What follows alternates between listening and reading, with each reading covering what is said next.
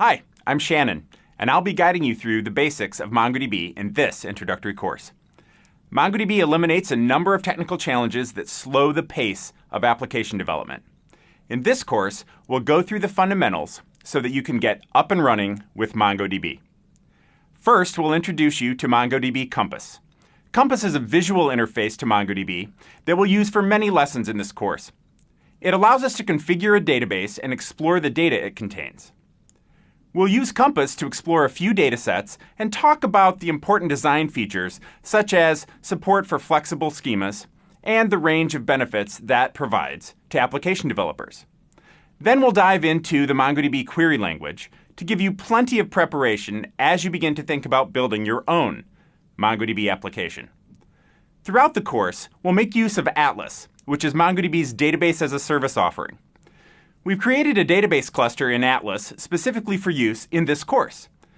You'll be connecting to and using it for many lessons and labs. As you begin moving through this course, please take advantage of the discussion forum. Feel free to ask any questions you have about lessons or assignments. Many students also ask questions about more general MongoDB questions, and that's okay too. We have teaching assistants monitoring the discussion forum to help you.